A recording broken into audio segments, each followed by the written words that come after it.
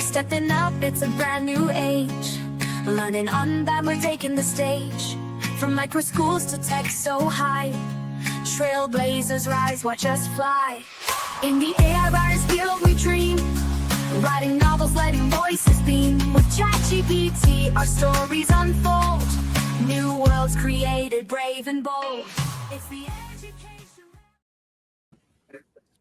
Hey, we're here out on Facebook land with our next PD, our professional development that Mars puts on for Alabama Microschools. And I'm super excited for what we have in store for you guys tonight. We have Darren from Design Box, and he's going to be talking to you guys about one of the coolest things called Reading Coach. So if you're teaching reading, which everybody is, you're going to want to hear from him tonight. And then I have John Foster, who is going to be talking about Middle School MBA. So even if your kids aren't doing businesses, which all of our kids are nowadays in our microschool land, I'm sure some of the things he says tonight will help us in our businesses as well. So double win.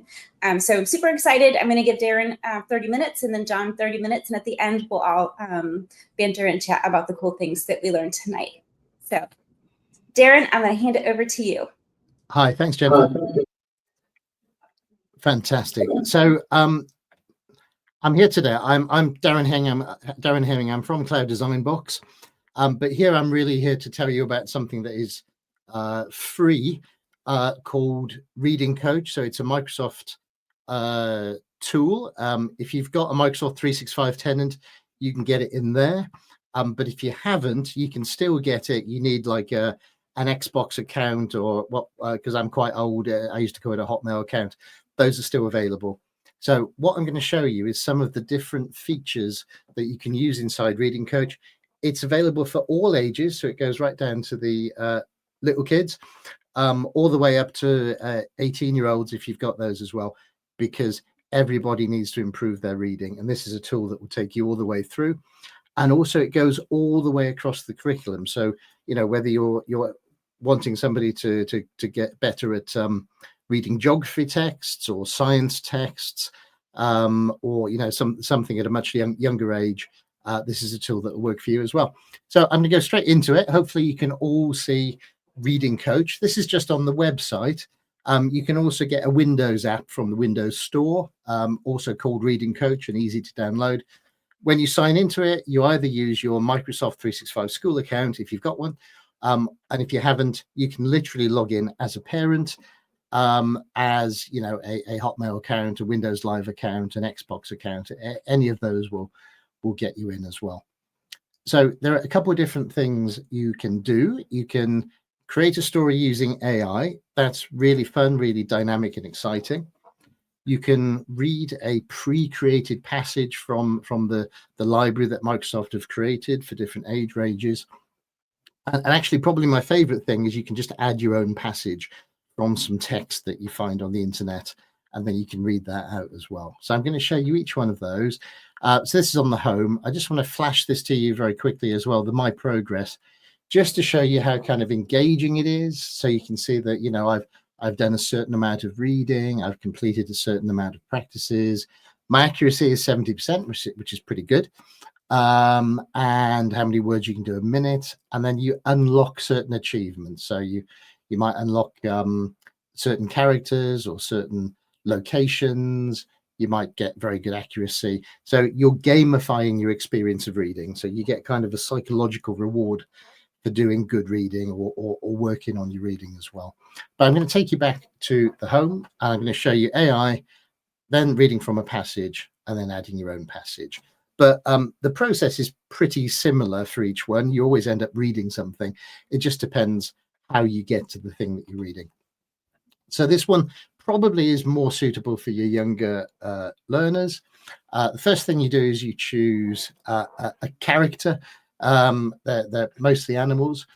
As you can see, some of these are grayed out because they've not been unlocked yet. You unlock them by reading, and once you've read a certain amount, you might unlock a monkey or unlock a bird or unlock a dinosaur. So there's gamification in it. I'm going to choose a lion for now, and then I'm going to choose a setting. Again, you unlock these settings the more you read.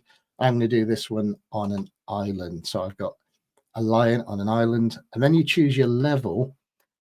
So level 4 is kind of middle of the road. Obviously, level 1 is for your really younger students that are just learning to read. They're grappling with the phonics and things like that. And then up to level 8, that's learners that can really read quite well. So I'll show you the middle ground there. So lion, island, level 4, creating a story.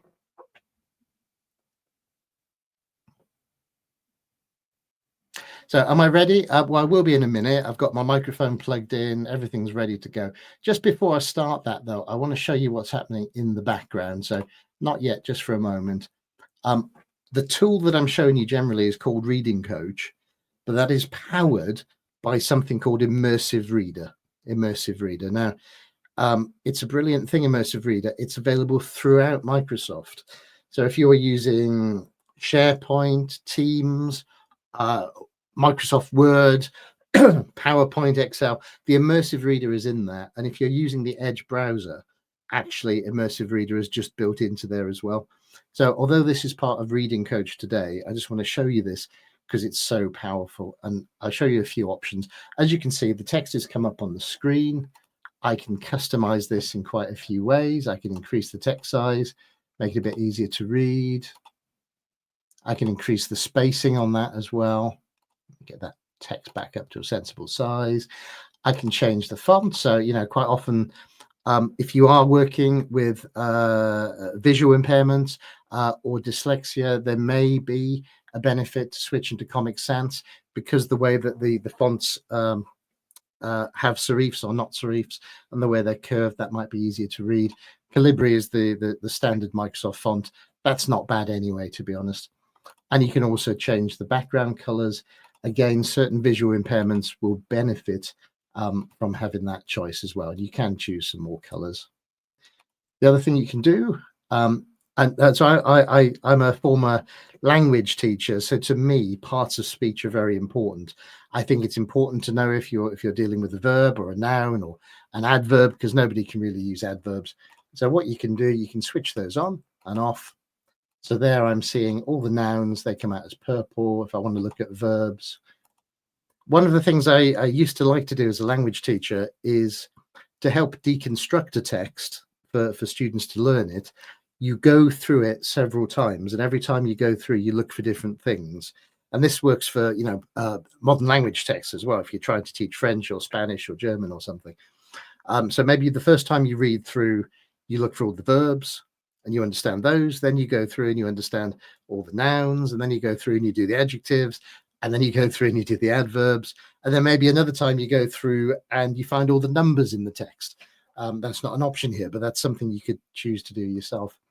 And you can show the labels as well.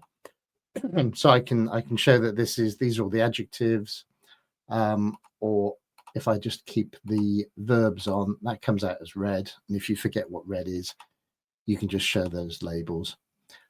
Also, syllables. So to help you reading out and to get the intonation right, I could read like this: deep in the heart of the jungle lived a fierce lion named Leo.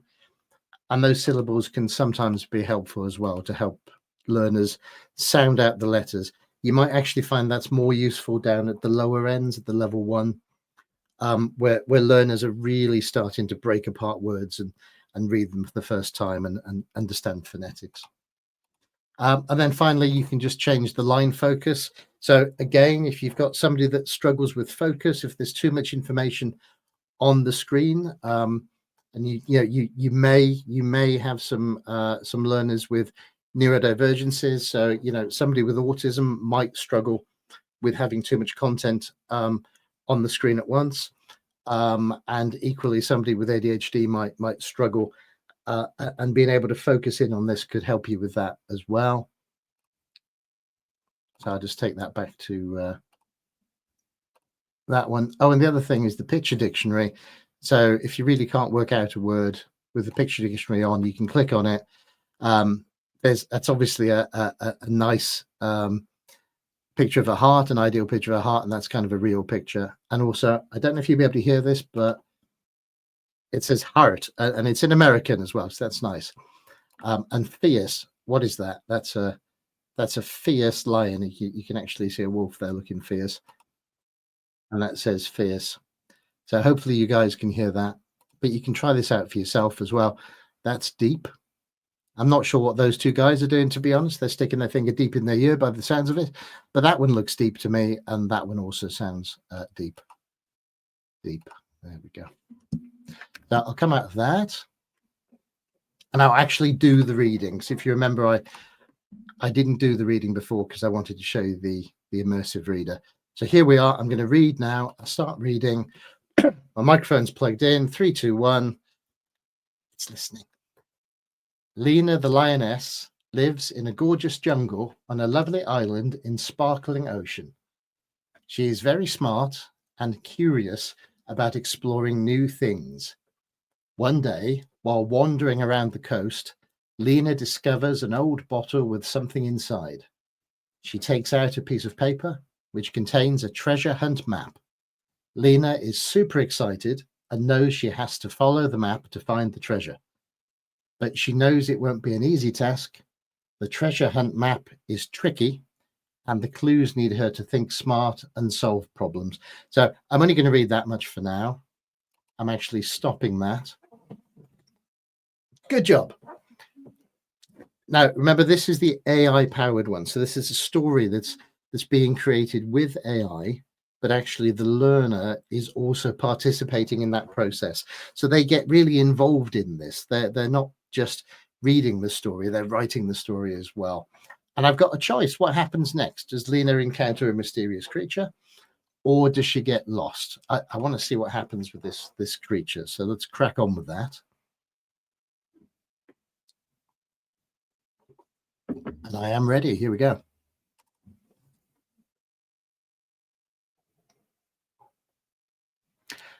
As Lena the lioness ventured deeper into the jungle, she felt a mix of excitement and curiosity bubbling inside her. The map led her to a narrow path flanked by towering trees and vibrant flowers. She followed the first clue, which pointed toward a large rock shaped like a turtle. Lena thought it was such a funny sight. There we are. So you might have noticed I deliberately got some of those words wrong there. The results is good. So I'm doing Lena's treasure hunt. 97% accuracy. That's not bad. And the bit that I read in 36 seconds. And also, I don't know if you remember, but that said 10 minutes before. That's now gone down to 8 minutes. So in another 8 minutes, I'm going to get a surprise, a present. I'm going to get a new character or a new location that's going to be unlocked. So again, that's your gamification. And the other thing you might notice, well, a couple of things. First of all, you can actually choose to read it again. So that's one of the great things about this. Nobody else is listening. This is a personal thing between the learner and the reading coach software. Now, if you were doing this with a real person, obviously there would be some advantages of that. But one of the disadvantages of reading with a real person is, there's only so many times that a person wants to hear somebody reading about Lena the lioness. Whereas a computer has infinite patience. So the learner can just go back and try again. And okay, 97%. If I wanted to, I could go back and try to get 98, 99, even aim for a complete 100%. So that's completely within the remit of the learner. And the other thing you might notice is these practice words. So I deliberately got the word vibrant wrong. I didn't realize I got the word trees wrong, or the word flowers, or lioness, or excitement. I think that might be my accent because this is in American English today. But I can practice these words again. So I can hit practice.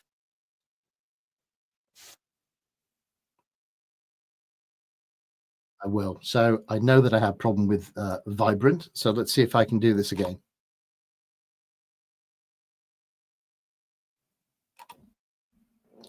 Vibrant.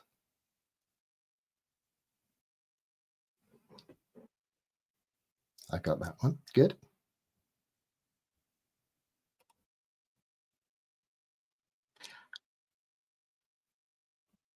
So I'm going to try this one. Now, let's pretend I don't know how to say that. So this time we'll come in.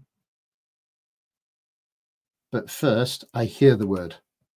Okay, it's trees. Of course it is. Double E makes an E sound. Fine. Let's have a go. Trees. There we go. I did it. So I'm done. There we are. So that was the AI. So I'm going to go back home. That was creating a story using AI. And as you saw, the learner could make choices about, does it do this? Does it do that? Kind of a choose your own adventure game in some ways. The next one is it's kind of more focused because we know what's going to happen. So you can see there are lots of great stories to choose from. Again, I've got the different levels. So you can see the number one levels, they're quite simple actually. This one is just 75 words. That is 90 words. That's 86 words, 78 words. So, you know, you're not going to be reading much in there. If I go to the middle ground, that jumps up to 290 words, 148 words. None of these are War and Peace, right? They're all short bursts of reading, which every learner can achieve. I'll take it to 8. And at 8, you can see, 683 words, 500, almost 1,000 words, that one. So that I will show you what the difference is between those. So if I choose the number 4 package, and I've been wanting to do this one for a while, Ancient Greece, the Cyclops, nonfiction. Let's have a look at that one. So again, it's the same thing that we saw before, except this time it's not generated by AI. It's a pre-created text that Microsoft have found and put in.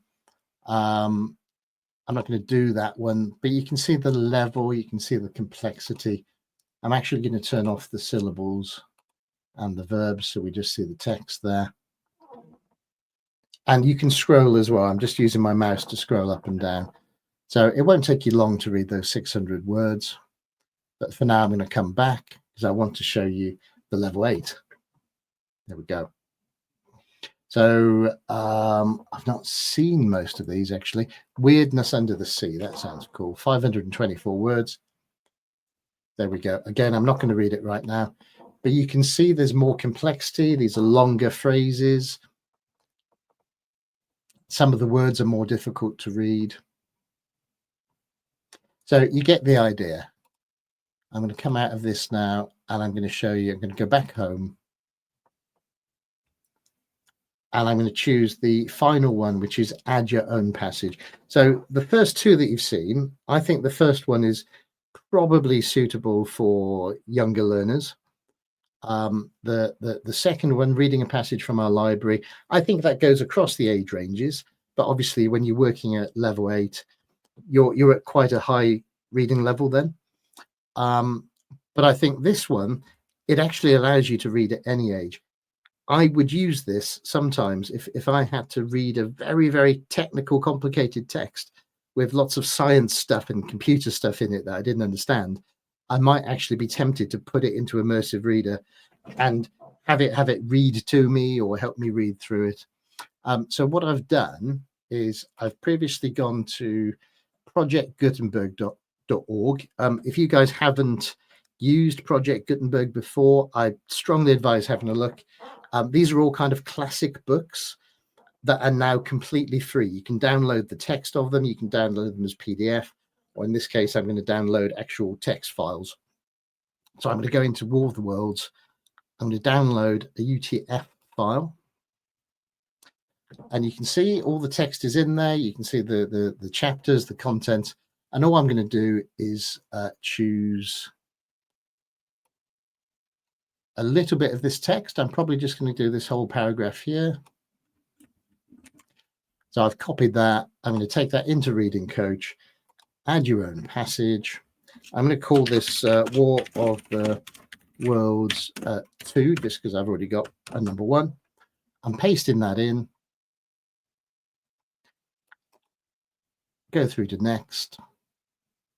And you can see this text that I've just pasted in is now there as well. So I can choose to do this. I'm going to give this a go.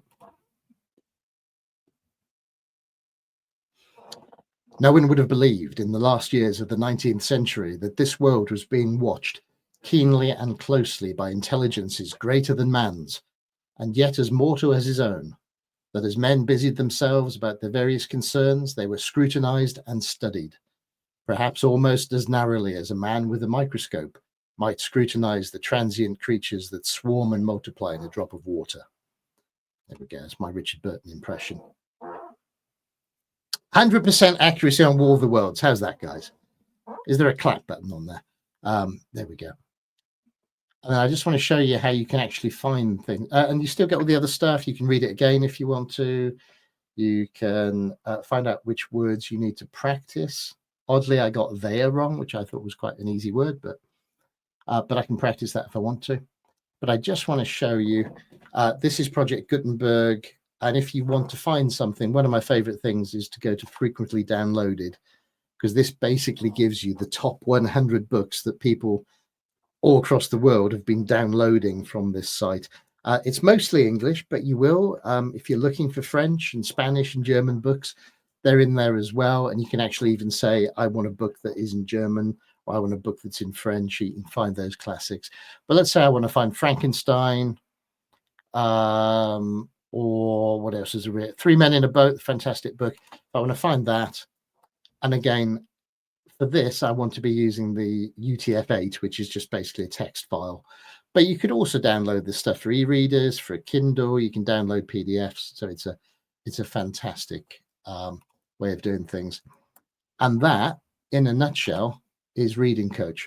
So just to say, you can get to this. You literally just need to go to coach.microsoft.com, and then you'll be asked to sign in.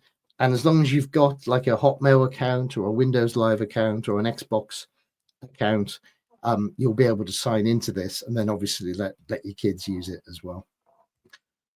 Jennifer, I'm done.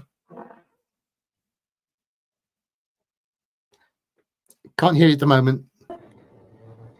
Sorry, I found my mute button. That was so exciting. It's funny because when you hear about a tool called Reading Coach, you immediately just assume it's simple and it's little kiddish.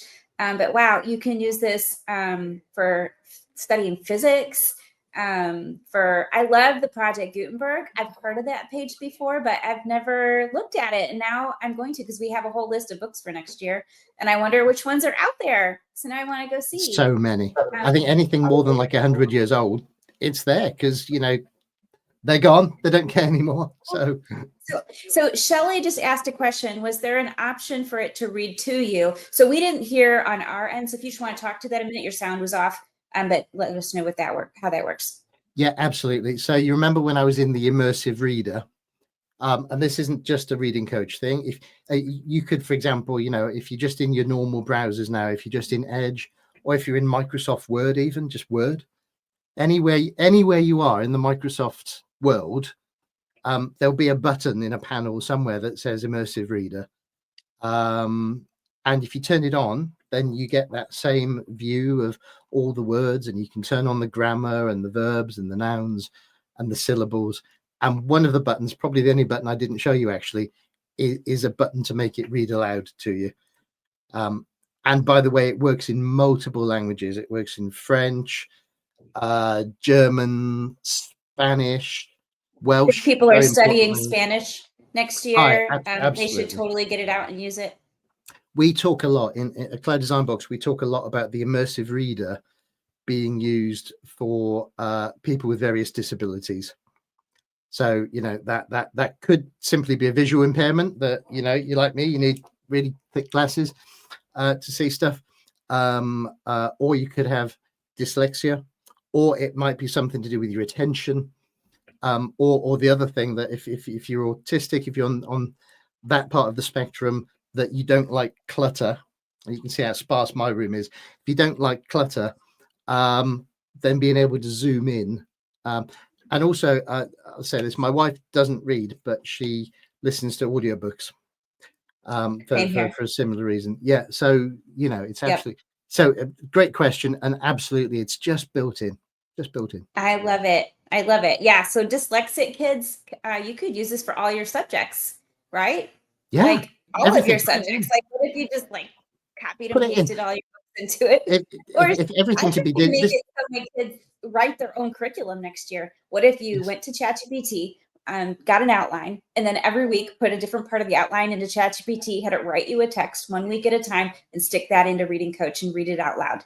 there's so That'd much be you could do. amazing. So with GPT or with Copilot, and Oh, the you guys good are thing there. Copilot, right? I should say. Oh well, it's the same. Doesn't matter. No, I'm going to explore Doesn't. Copilot this year, actually. So I'm really excited to do that as well, because it looks like a lot Cool. of the stuff that you guys have with Copilot is free.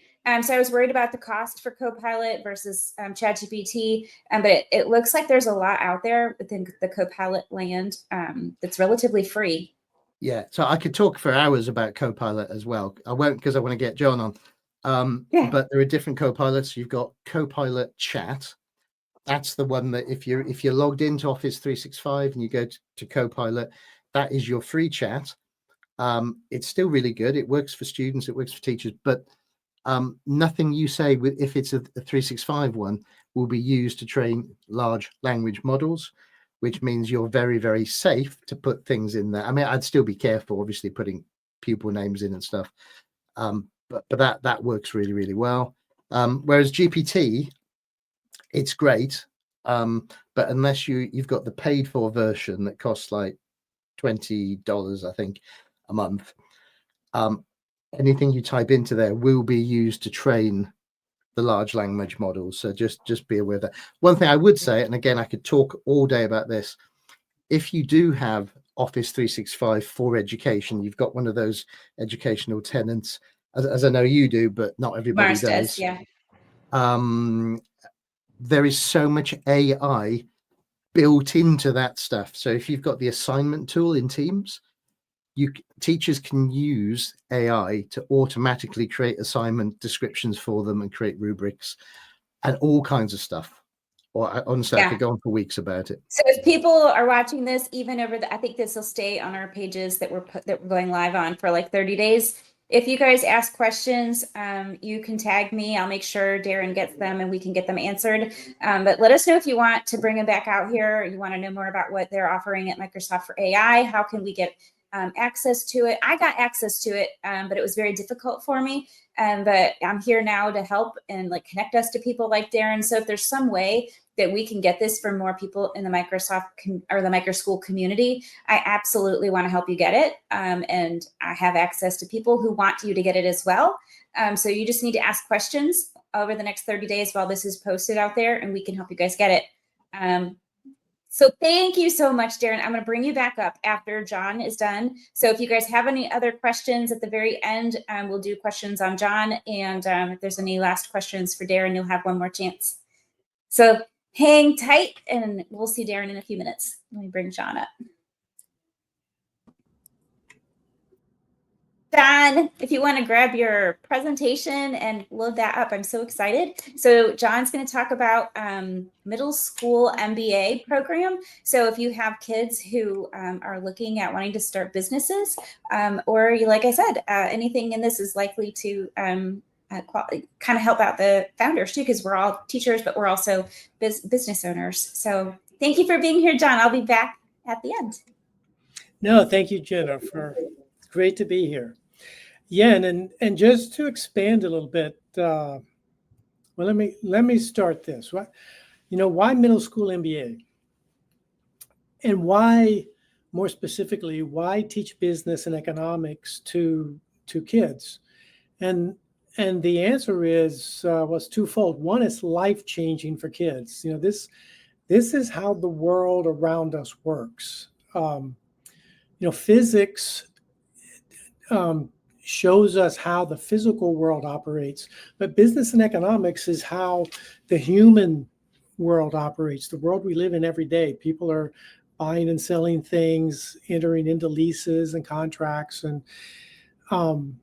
it's not only people who have a business. Everybody is a consumer. You're negotiating for a car. You're buying a house. You're negotiating a marriage. Everybody's doing that. You might be an employee. Most people are. And if you understand business and economics, you're a more valuable employee. I don't care if it's a landscaping business. You understand your boss's challenges. You understand how to be more valuable. And obviously, if you're going to do business or be an entrepreneur, it's critical, but it's not lost on anybody. And it's really it's an advantage. And without it, you're sending kids out into the world with one hand tied behind their back. And it's easy enough not to make that mistake. The other thing is it's a competitive advantage for your school. You're able to leapfrog older, larger schools when a prospective family comes and says, well, why should we put our kids in your school? You don't have a string of graduates to point to. You're not necessarily a proven commodity. Well, the answer is we're better. We're a better atmosphere for your kids. It's safer. We're more aligned with your values. Plus, we're teaching them more than they can get at these other schools. And particularly with Middle School MBA, you're able to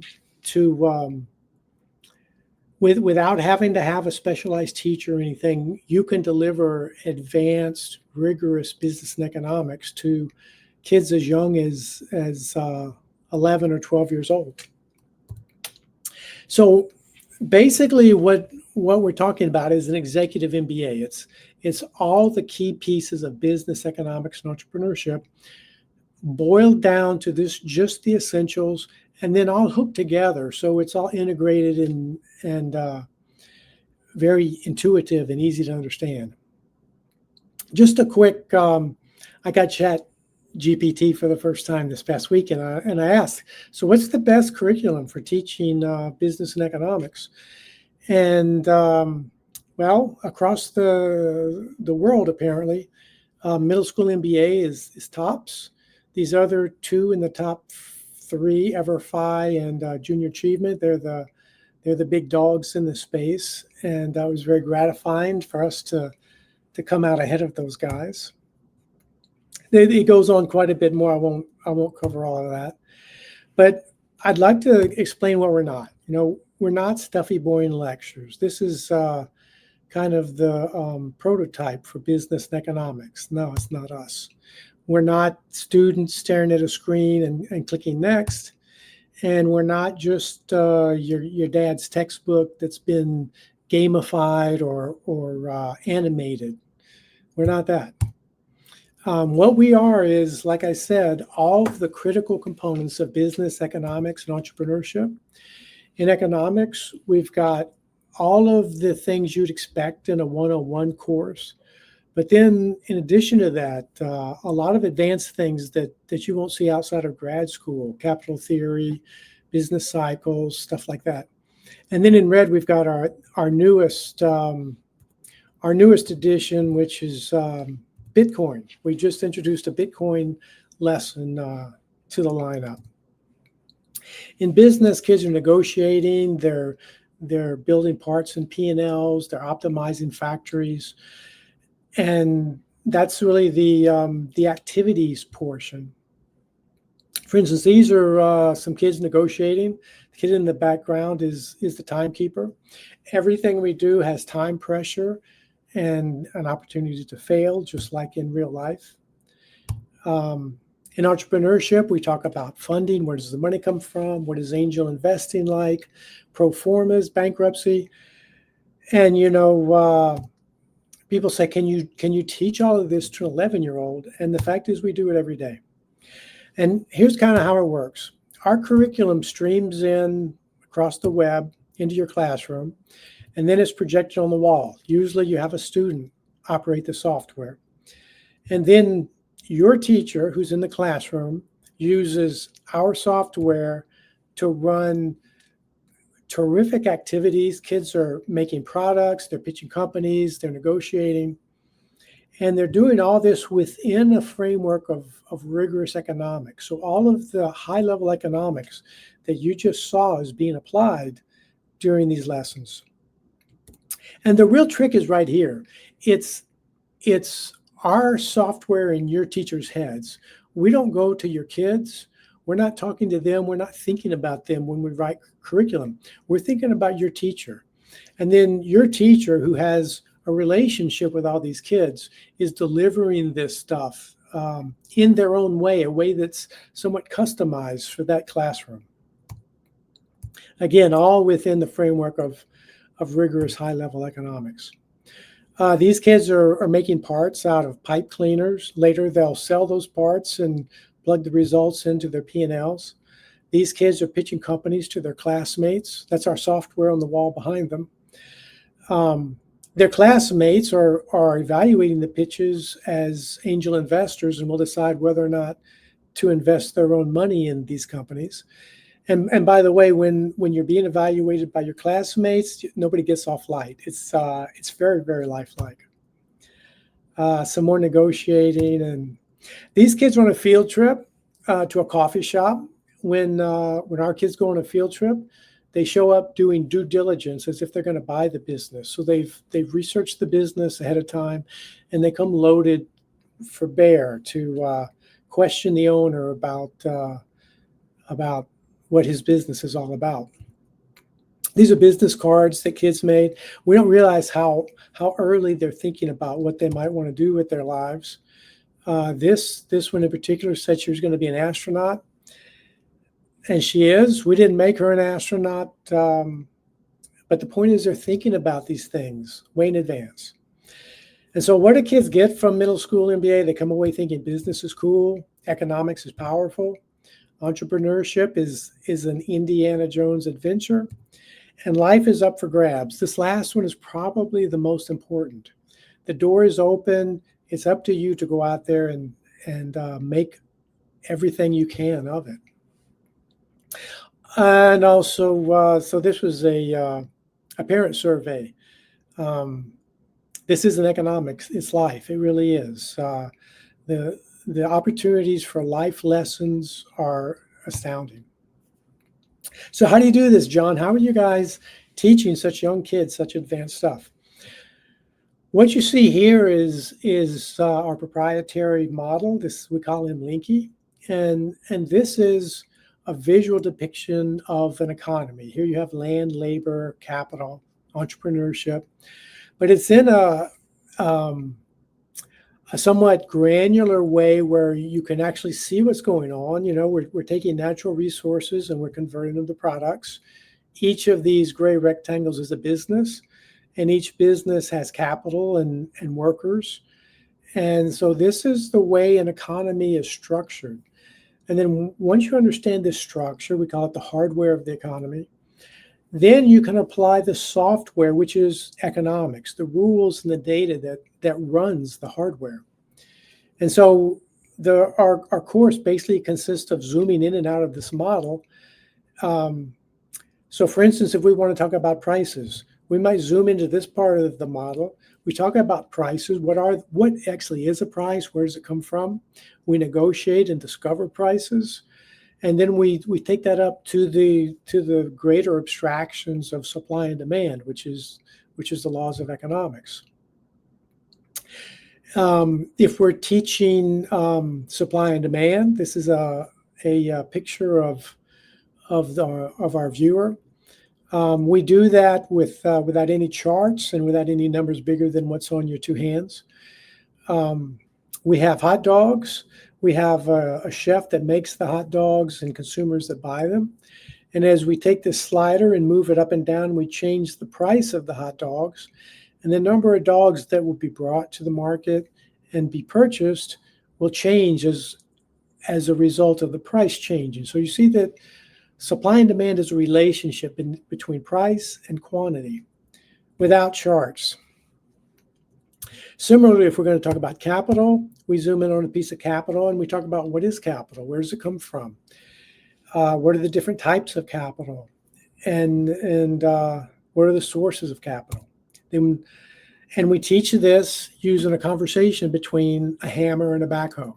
So anybody can learn this stuff. Anybody can teach this stuff. What is capital and what is capital theory? It shouldn't be some mystery. So in short, middle school MBA is your strategic advantage. And it is so critical for kids to understand the world that we live in. And then here, if you want to shoot this screen, this QR code, This is our video economics in one video. It's about 20 minutes long. It starts at 0, assumes you know nothing, and takes you all the way through business cycles and really advanced stuff. So feel free to take that. This you can, in using this video with your kids, you know, your youngest kids in the 3rd and 4th grade, they can handle the first 5 minutes. Your 4th and 5th graders might tap out after 10 minutes, and your 6th and 7th and 8th graders can make it all the way through the end. You might want to back up in a few places and rehash a few things, but anybody can jump on this train and ride it as far as they can. And then, you know, if you have kids that only can go so far, you can also always go back next year and take them further. So there you are. That's what I had to share on Middle School MBA. So I'll stop the share and maybe we can get into some Q&A. That was so cool. Oh my gosh. I feel like tonight I struck pure gold. Like between the two of you guys. Oh my gosh. I'm going to keep you just you for a second, and then I'm going to bring Darren back up for a few minutes at the very end. But I just wanted to say a couple things that I noticed tonight because this is so amazing. It reminded me a little bit of SimCity. Have you ever heard that before? No, I haven't. So SimCity was what we used to play in. It was like a city, and like you had to do marketing, and like that you could buy things. Like you like lived in this electronic city. So I love that because I've actually been looking for something like that since I started running my own business. I'm like, how would I teach this to kids? And it needs to be a game. And your Linky sounds just like the right thing. And so I'm super excited to check that out. And I would one of the cool things is that our games aren't you against the computer. It's you interacting with your classmates. So it's always surprising. It's always very lifelike, and you're learning all sorts of lessons around cooperating and competing. And you know, when, for instance, and you don't even have to convince me, because last year we did the stock market game and we only did it 15 minutes a week, and it was literally our kids' favorite thing because they all want money. So this would be an easy sell to a bunch of for me at Mars. We have middle schoolers and high schoolers. Super easy sell to these kids. I know that they would really like it. So that's awesome. And then as a business owner who's trying to learn how to do pitches, you guys, that's actually really hard to do pitching. So I could only imagine if you actually tried it a few times at a young age, how much easier would that be? I have a deck on pitching, by the way, if I'd be happy to share. We won the pitch contest last year in Las Vegas. With judges like Steve Forbes and John Mackey, and it was really super cool. That's crazy. Okay, you're gonna have to send me a video of that because I'm gonna need to see that next. I can talk all day long out here on the fly, but when it's prescribed and you have, because you know they want you to say a certain thing and then a certain thing and a certain thing in a certain order, that's where they lost me. I was like, oh my gosh. So pitching is real business. Yes. I've learned that this year. Okay.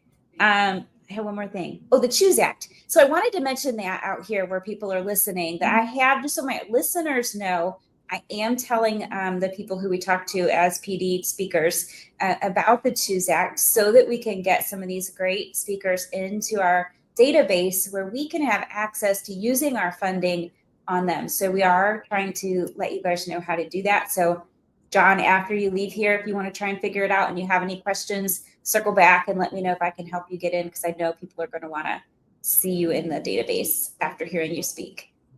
Sure. And, you know, if I could circle back real quickly on pitching, again, this is not just for investors, right? You have parents that come in and ask about your school. You're pitching to those parents. You have teachers you want to hire. You have, I mean, everybody needs a pitch deck, and everybody needs to be ready to, you know, between your elevator pitch, your blah, blah, blah, all the way down the way, everybody needs to be pitching. That's true. And I have a different pitch for everybody. I'm going to say a different pitch to somebody who's I'd like to have as a teacher than to somebody I'm looking at as maybe a grantor. Totally different pitches, right? How to learn how to do that is a really valuable skill. All right, I'm going to bring Darren back in and I'll chat for just a minute. Hey, Darren. I mean, Hello. you guys.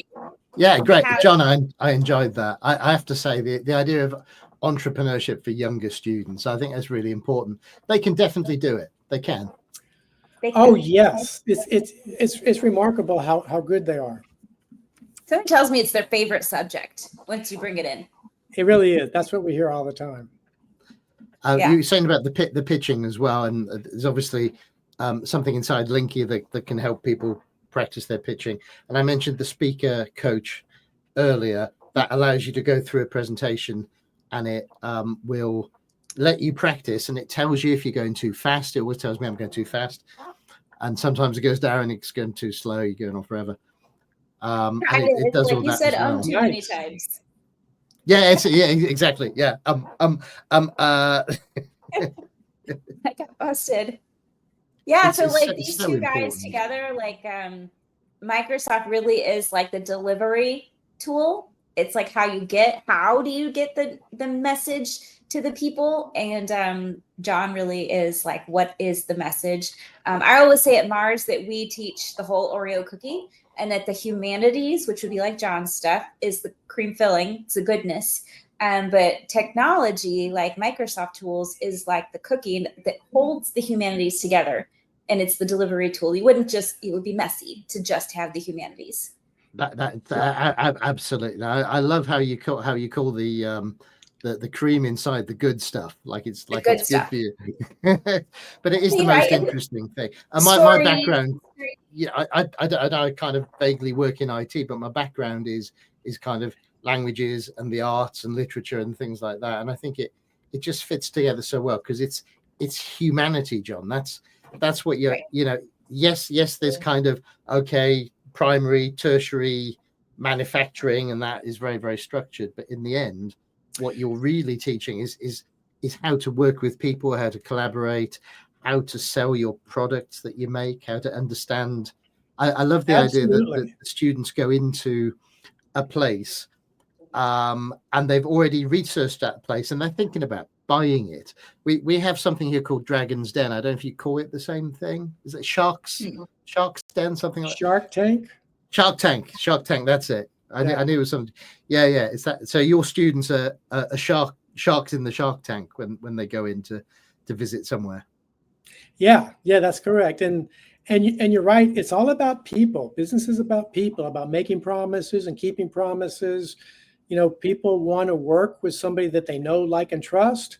Guess what? That means that's your goal. Be knowable, be likable, be trustworthy. Those are character traits that you need to develop. And, our kids see that not as a constraint, but a strategic advantage, to be moral and ethical and trustworthy. It's a leg up on everybody else. Absolutely. Totally and I work with a lot of salespeople in our company. We've got great salespeople because they just tell the truth. That's how they sell. They go in and they go, we've got this thing. We think it's going to be good for you. And they tell the truth. I have previously worked with salespeople who just want to clinch that deal. They just want to sell it. And they don't care whether the thing they've sold is even possible, whether they've sold the right thing or not, whether it's supportable down the line. So it's completely different. And I think that ethics is so important because if you want to have a successful business, it's not about having a customer, fleecing them, taking their money, and then never seeing them again. No, it's repeat business. Absolutely. Yeah, but we teach kids that piece of it too, the unethical tactics, like in negotiating. We teach them bait and switch and things, good cop, bad cop, how to recognize those things and then how to counter and break them, and how to not deal with people that play those sorts of games. But and they love the authenticity of, how do you deal with people that are trying to rip you off? We're giving the full spectrum. Real world moral and virtues and values lessons through. You can't make money if you're a bad person, and define bad. And to some degree, now you can learn through a pitch or a sale, or like, what is your business model about? How to be good people. And that concept of the curriculum is really important, Jennifer, I think, because if you think about kind of project orientated learning, right? So rather than saying, okay, today, kids, we're going to do some maths. Why, sir? Because I say so. We're going to do some, because it's Tuesday morning, and Tuesday mornings we do maths.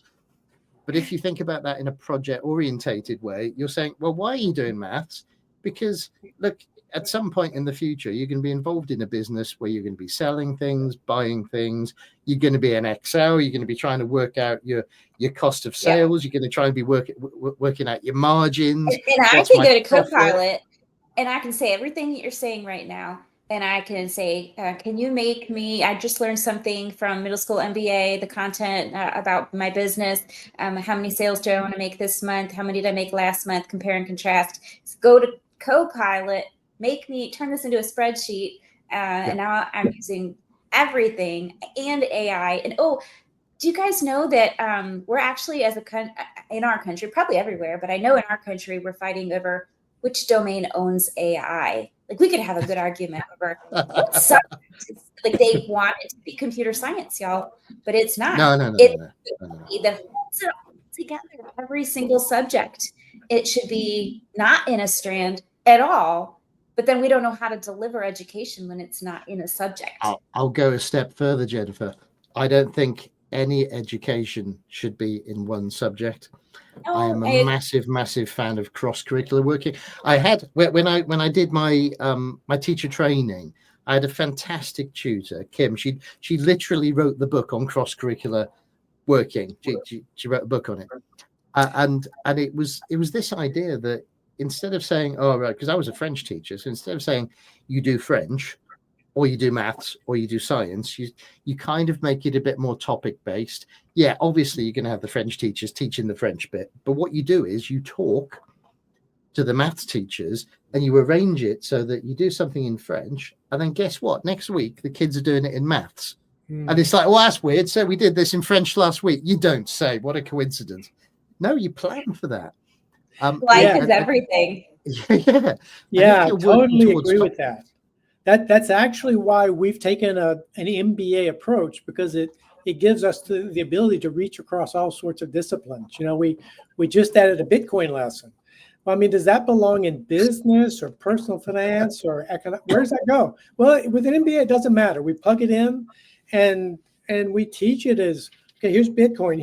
We do an activity where they build. So I was just talking to someone about that, not Bitcoin exactly, but blockchain, which is related, right?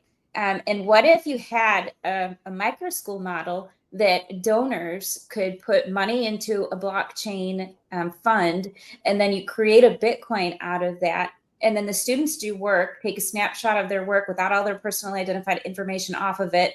They turn that in and they get Bitcoins back. Now you're paying students to go to school with Bitcoin that was funded by your donors. Now the donors, this is wild to me. Like, this is where I want to go with education. I do crazy things with education. But what if the donors could invest in education and instead of just giving their money to it, which is what we do now? Yeah.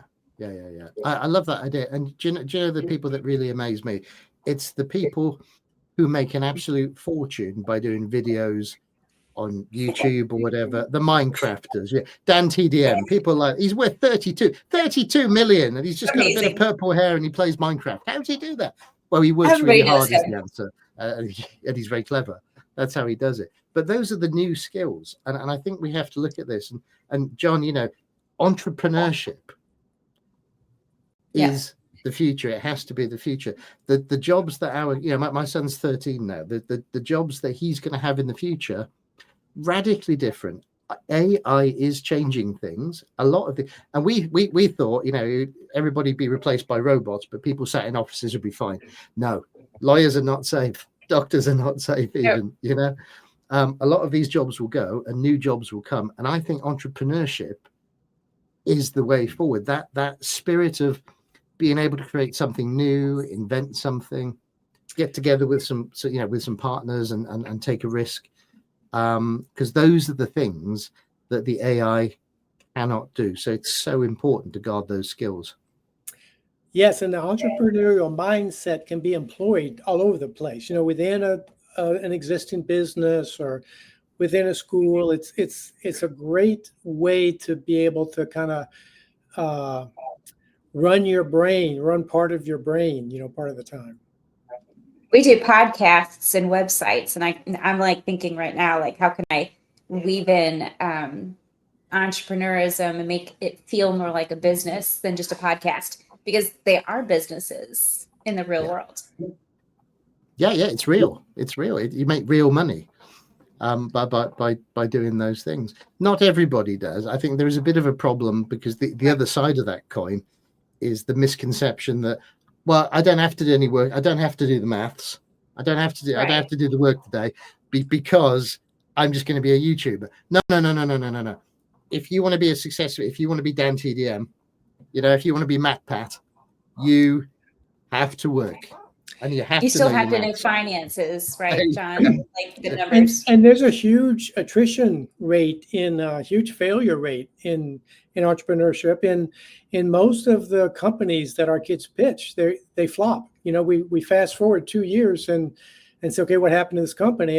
And most of them go bankrupt, which is how that really works, in real life. So we don't sugarcoat that for anybody, but even if you go and raise money from some angels and go out and fall on your face, and then you come back later and you want to raise money on another business, they actually like you better because you've gone out and failed and learned a bunch of lessons, and you've made yourself more attractive, not less, through that last failure. So it's a beautiful system. Awesome. Not easy, but beautiful. There's two approaches, because for our business, we've started off small and we've grown organically, and we've had a big growth. To be fair, it's going well, but we didn't take any investment or anything like that. We've just built up the customer base by word of mouth and being good and things. And that is it's a great place to be in. But I know that what I call the Californian model, I don't know if that's a bit of a cliche, is hey, have some money. You got 3 years. And then I want that money back and like another 30% a year on top of that. And that, but I want you to start the business now. So everything has to be up and running, and all the cogs have to be turning at the right speed straight away. And I don't know which of those two models. Obviously, I know what's worked for us, and it's working incredibly well.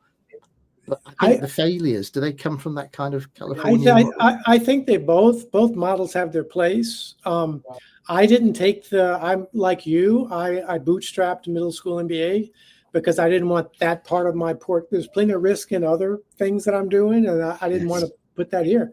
But for instance, when COVID hit, everything went to zero immediately for like 2 years. Yeah. And if I had a bunch of investors or loans or something, we'd have been sunk.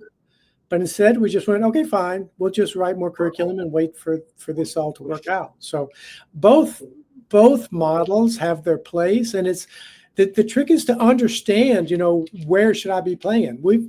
We've had people come to our angel group and say, hey, I want to raise money to do something. And we say, no, you don't need money from us. You don't need money. In fact, you should go get a small loan from the bank, or you should but we would hurt you if we handed you a check. Yeah. So you have to be able to recognize where you employ these different things. I love that we can teach that to kids. Like, we can literally teach kids anything. And in the Microschool world, we're a special little niche where we literally many of us do follow standards. So I'll say that first, but we don't have to. We're not stuck in that bubble. And so it's really great when we get opportunities to talk to people like you guys. We've got a close up right now, but I'm super excited that we brought you both on, and I'm glad you were both here the same day. I felt like this was a great mix of thought partners. I just want to tell everybody we have on Monday night our very first AI or Die Academy, where we'll be teaching about AI 101 at Mars, and a bunch of people signed up for it, and so we're really excited. Join us. It's going to be very conversational. If you have questions, I'm going to teach for an hour, and then the second hour is literally ask me anything you want, and we're really going to dive into how is AI working in the world? How can I help you? Like, should you do civics? We all should be doing civics now that AI is such a big question mark in our minds. And then how can we use it in tools like these? I'm going to use Copilot to do a middle school MBA. it all works together in the modern world. Do you guys have one final line? Do you guys want to tell us where we can find you guys, and then we'll sign off? For us, it's middleschoolmba.com, middleschoolmba.com. That's it. And thank you so much, Jennifer, for having me. And it's great to meet you, Darren. You too, John. Yeah, so we're Cloud Design Box. clouddesignbox.co.uk is the website, or just Google or Bing Cloud Design Box. And there's loads of resources on the website. You don't have to buy anything, but there's a resources tab, and you can help yourself to lots of videos about AI and assignments and teams and learning accelerators like the reading coach and all that stuff. Same here, plenty of free stuff. Awesome. Everyone's saying thank you. So thank you guys. And we'll be out here. It'll be streaming for the next 30 days out on the pages that it's on now. So thank everybody for joining us tonight.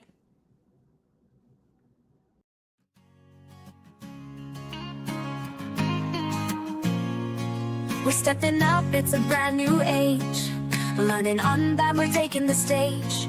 From microschools to tech so high, trailblazers rise, watch us fly.